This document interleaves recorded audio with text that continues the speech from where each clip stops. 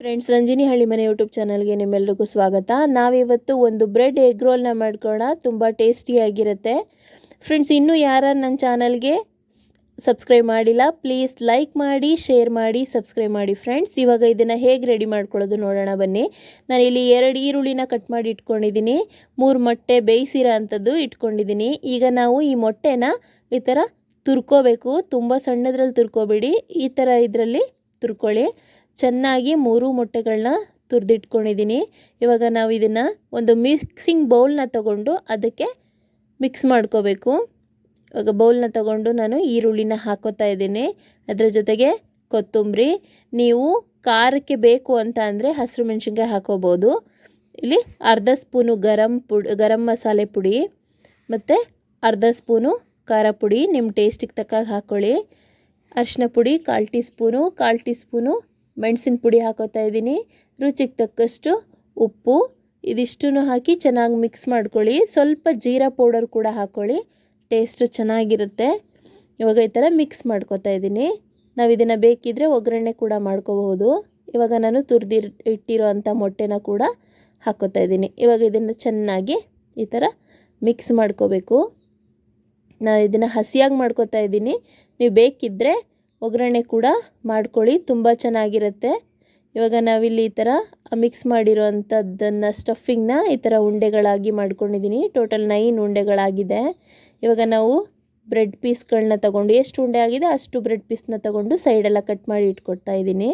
ಇವಾಗ ನಾವು ಜಸ್ಟ್ ಬ್ರೆಡ್ನ ನೀರಿಗೆ ಹೀಗೆ ಅದ್ದಿ ಸಾಕು, ಜಾಸ್ತಿ ಡೀಪಾಗಿ ಅದ್ದಬೇಡಿ, ಅದ್ದಿದ್ರೆ ಫುಲ್ ಮೆತ್ತಗಾಗ್ಬಿಡುತ್ತೆ.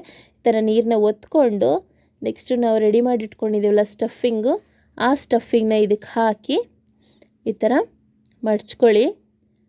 ಇದೇ ಥರ ನಾವು ಎಲ್ಲ ಉಂಡೆಗಳನ್ನೂ ಮಾಡಿ ರೆಡಿ ಮಾಡ್ಕೋಬೇಕು. ನೋಡಿ, ಈ ಥರ ನೀಟಾಗಿ ರೆಡಿ ಮಾಡ್ಕೊಳ್ಳಿ ಎಲ್ಲ ಉಂಡೆಗಳನ್ನೂ. ಇವಾಗ ಎಲ್ಲದು ರೆಡಿಯಾಗಿದೆ. ನಾವೀಗ ಇದನ್ನು ಫ್ರೈ ಮಾಡ್ಕೊಳ್ಳೋಣ.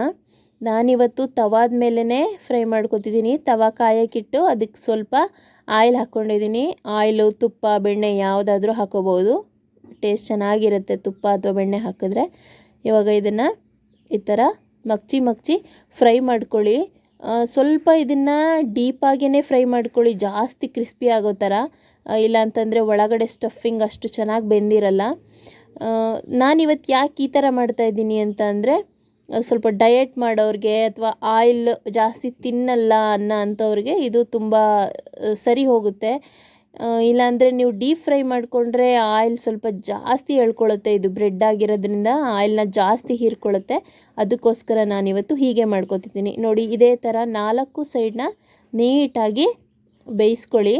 ಈ ಸ್ಟಫಿಂಗ್ನ ನೀವು ಒಗ್ಗರಣೆ ಮಾಡ್ಕೋಬೋದು. ಸೇಮ್ ಆಯಿಲ್ ಹಾಕಿ ಈರುಳ್ಳಿ ಮತ್ತು ಹಸಿರು ಮೆಣಸಿನ್ಕಾಯಿ ಬೇಕಿದ್ದರೆ ಹಾಕೋಬೋದು, ಗರಂ ಮಸಾಲೆ, ಖಾರ ಪುಡಿ ಮತ್ತು ಅದಕ್ಕೆ ರುಚಿಗೆ ತಕ್ಕಷ್ಟು ಉಪ್ಪು, ಇದೆಲ್ಲ ಇಂಗ್ರೀಡಿಯೆಂಟ್ಸ್ನ ಹಾಕಿ ಒಂದು ಒಗ್ಗರಣೆ ಮಾಡಿ ಲಾಸ್ಟಲ್ಲಿ ಮೊಟ್ಟೆ ಹಾಕ್ಬಿಟ್ಟು ಲೈಟಾಗಿ ಫ್ರೈ ಮಾಡಿಬಿಟ್ಟು ಅದನ್ನು ಕೂಡ ಸ್ಟಫಿಂಗ್ ಮಾಡ್ಕೋಬೋದು. ಆ ಥರ ಸ್ಟಫಿಂಗ್ ಮಾಡಿದ್ರೂ ತುಂಬ ಚೆನ್ನಾಗಿರುತ್ತೆ. ನಾನು ಇವತ್ತು ಹಸಿಯಾಗೇ ಮಾಡ್ಕೋತೀನಿ. ನೋಡಿ, ಈ ಥರ ಸ್ವಲ್ಪ ಕ್ರಿಸ್ಪಿಯಾಗಿಯೇ ಚೆನ್ನಾಗಿ 4 ಸೈಡ್ ಈ ಥರ ಮಗ್ಚಿ ಬೇಯಿಸ್ಕೊತಾ ಬನ್ನಿ ಫ್ರೆಂಡ್ಸ್. ಇವಾಗ ಮಕ್ಕಳಿಗೂ ಕೂಡ ರಜೆ ಇದೆ ಅಲ್ವಾ, ಈ ಥರ ಮಾಡಿಕೊಟ್ರೆ ತುಂಬ ಇಷ್ಟಪಟ್ಟು ತಿಂತಾರೆ. ಎಲ್ಲರೂ ಟ್ರೈ